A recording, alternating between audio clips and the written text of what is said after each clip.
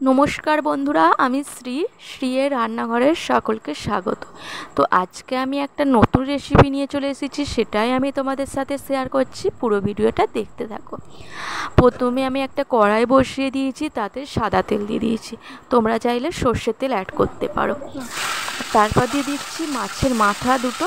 তো মাছের মাথাগুলো আমার আগে থাকতে নুন হলুদ মাখানো ছিল। আর বন্ধুরা, এটা আমি আজকে শাক রান্না করবো। শাকটা বাড়িতেই ছিল, আর মাছ তো আমাদের বাড়িতে নিয়ে আসা হয়েছিল। তো মাছের মাথাগুলো, বড় মাছের মাথা দিয়ে আজকে শাক রান্না করছি না, দেখতেই পাচ্ছ। ছোট মাছের মাথা দিয়ে আজকে শাকটা রান্না করব।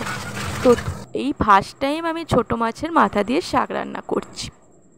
তো মাছের মাথাগুলো ভালো করে ভাজা হয়ে গেছে ঝুড়ো ঝুড়ো করে, তো আমি তুলে নিয়েছি। তারপর আমি কড়াইতে আবারও একটু সামান্য সাদা তেল অ্যাড করে দিলাম, দিয়ে আর তারপরে আমি পিস করে ছোট ছোট করে কেটে রাখা আলু দিয়ে দিলাম। তো আলুগুলোকে সামান্য নুন হলুদ দিয়ে ভালো করে ভেজে নেব। তো আমি একটা ঢাকা দিয়ে ঢেকে রেখেছিলাম যাতে আলুগুলো একটু সিদ্ধ হয়ে যায়। তো এখানে ভাজতে ভাজতে আলুগুলো আমার প্রায় 80%-এর উপর সিদ্ধ হয়ে গেছে। তো দেখতেই পেয়েছো আমার আলুগুলো অনেকটা পরিমাণে সিদ্ধ হয়ে গেছে। তো এখানে আমার আলু ভাজা কমপ্লিট হয়ে গেছে। এরপর দিয়ে দেবো কাঁঠাল দানা। তো কাঁঠাল দানাটাতে আমি সামান্য একটুখানি নুন দিয়ে নাড়াচাড়া করে নেবো। তো কাঁঠাল দানাগুলো আমি বেশি পরিমাণের ভাজবো না, তাতে শক্ত হয়ে যাবে। তো আমি হালকা করেই ভেজেছি, তোমরা চাইলে একটু বেশি করে ভাজতে পারো। তারপরে এখানে আমি নিয়ে নিয়েছি কুমড়ো শাকের ডাঁটা। তো এখানে আমি শাক আলাদা ডাঁটা আলাদা করে নিয়েছি। আর যে ডাঁটাগুলো মোটা মোটা দেখতে পেয়েছো, সেটা হচ্ছে মাঝখান থেকে আমি কেটে নিয়েছি। তো এখানে আমার কুমড়ো শাকটা নাড়াচাড়া করা হয়ে গেছে। কুমড়ো শাকটার মধ্যে হলুদ গুঁড়ো আর সামান্য লবণ দিয়ে দেবো, দিয়ে ভালো করে নাড়াচাড়া করে একটা ঢাকা দিয়ে দেবো। তো ঢাকাটা প্রায় আমার 4 থেকে 5 মিনিট ঢাকা দেওয়া ছিল, তাতে কুমড়ো শাকের ডাঁটাগুলো একটু সিদ্ধ হয়ে গেছে। তারপর আমি কুমড়ো শাকের ডাঁটাগুলো মাঝখান থেকে একটু সরিয়ে দেবো, যাতে করে মাঝখানে তেলটা দেখা যায়। তার মধ্যে আমি কী দেবো বলো তো, 5 ফোড়ন। তো এখানে আমি 5 ফোড়ন অ্যাড করে দিয়েছি, দিয়ে আবারও আমি নাড়াচাড়া করে নিচ্ছি। যখন এ থেকে একটা ভালো স্মেল বেরোবে, তখন আমি কুমড়ো শাকের পাতাগুলো দিয়ে দেবো।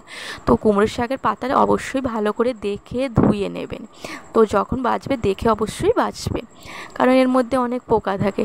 তারপর আমি কুমড়ো শাকটার মধ্যে সামান্য নুন দিয়ে দিলাম স্বাদ অনুযায়ী, মানে স্বাদ অনুযায়ী দিইনি, এখন অল্প পরিমাণে দিলাম, যাতে কুমড়ো শাকের পাতা থেকে জল বেরিয়ে যায়।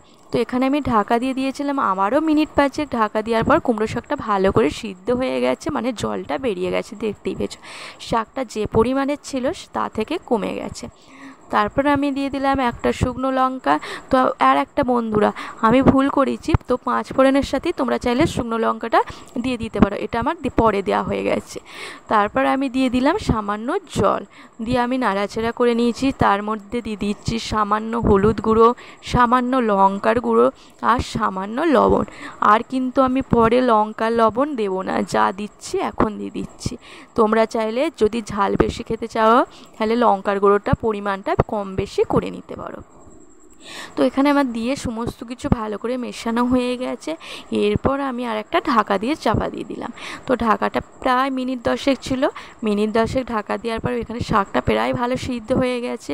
তারপর দিয়ে দিলাম ভেজে রাখা আলু আর কাঁঠাল এর দানা। তো ভেজে রাখা আলু আর কাঁঠালের দানা দিয়ে দিলাম, দিয়ে ভালো করে নাড়াচাড়া করে নিচ্ছি। তারপর দিয়ে দেবো আমি একটু সামান্য জিরের গুঁড়ো। তো তোমরা চাইলে ধনের গুঁড়োও দিতে পারো, এখানে আমি ধনের গুঁড়ো দিচ্ছি না, জিরের গুঁড়োই দিচ্ছি। তো তোমরা চাইলে ধনের গুঁড়ো দিতে পারো। তো আমি এখানে ভালো করে নাড়াচাড়া করে নিচ্ছি, ভালো করে সমস্ত কিছু মিশিয়ে ভালো করে আবার একবার ঢাকা দিয়ে ঢেকে দেবো। তো এরপর আমি ঢাকাটা দিয়ে ঢেকে রাখার পর আবারও মিনিট 10 পর আমি বার করে নিয়ে খুলে তারপর আমি দিয়ে দিলাম মাছের মাথা। তো মাছের মাথা আমার এখানে দেওয়া হয়ে গেছে, দিয়ে ভালো করে নাড়াচাড়া করে নিচ্ছি। আর তোমরা কে কোথা থেকে ভিডিওটা দেখছো অবশ্যই বলো, আর ভালো লাগলে লাইক কমেন্ট আর শেয়ার করো, আর আমার পাশে থেকো। তারপর শেষে আমি দিয়ে দিলাম সর্ষে বাটা। তো সর্ষে বাটাটা অবশ্যই বন্ধুরা লাস্টের দিকে দেওয়ার চেষ্টা করবে, কারণ প্রথমের দিকে দিলে সর্ষে বাটাটা তাহলে শাকটা তেতো হয়ে যাবে। তো আমি লাস্টের দিকে দিয়েছি। তো আমার শাকটা হয়ে গেছে। লাস্টে নামানোর আগে স্বাদ অনুযায়ী চিনি দিয়ে দিবে। তো যে পরিমাণে তোমরা মিষ্টি খাবে সেই পরিমাণে চিনিটা বাড়িয়ে বা কমিয়ে দেবে। তো আমি এখানে অল্পই চিনি দিয়েছি, কারণ আমি শাকটা ঝাল ঝাল একটু টেস্টি খেতে চাই। তো ঝাল ঝাল শাক খেতে আমাদের খুবই ভালো লাগে, সেই জন্য।